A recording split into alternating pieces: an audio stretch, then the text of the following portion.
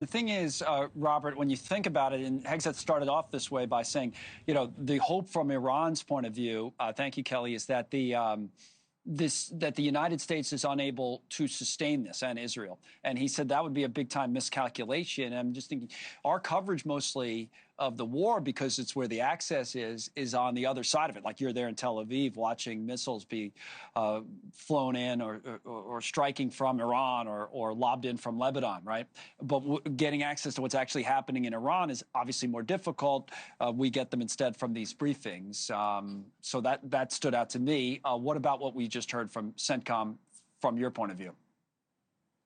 Yeah, I mean, I think that, you heard from the Secretary of War there laying out some of the long-term big picture ambitions here, right? And he talked about the Israeli strikes that have been going after some of these paramilitary groups that have been responsible for repressing the demonstrators in Iran. As he acknowledged, in an attempt to open the doors, so to speak, for when the bombs do stop falling at some point and when the streets are no longer dangerous as they are right now, giving the Iranian people the opportunity, if they choose to seize it, to take to the streets and potentially bring about change in Iran and bring down the regime. I thought that was interesting that was acknowledged there.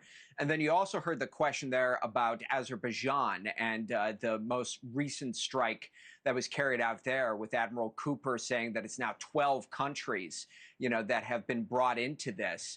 And their view is that the war is not expanding, but actually drawing the lines more firmly and entrenching more and more countries against Iran.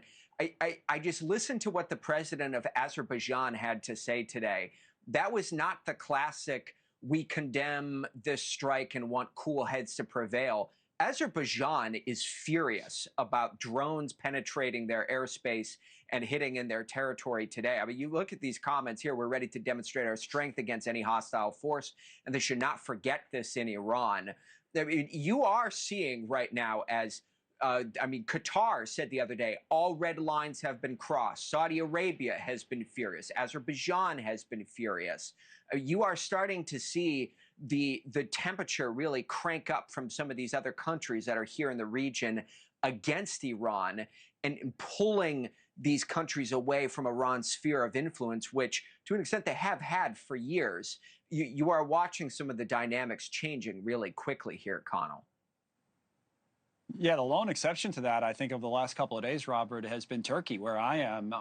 Erdogan's government almost took great pains to play down the significance of a missile nearly penetrating Turkish airspace, pointing out, oh, no, it was just on its way, and then going out of their way, I thought, later in the day to put out statements as saying that it may not have even been the real target. It might have been Cyprus. So that really stands out as a different approach, and there's probably a lot we could talk about there compared to those other countries. Thank you for watching. Subscribe below and download our NewsNation app right now on your phone, and you will get fact-based, unbiased news for all Americans.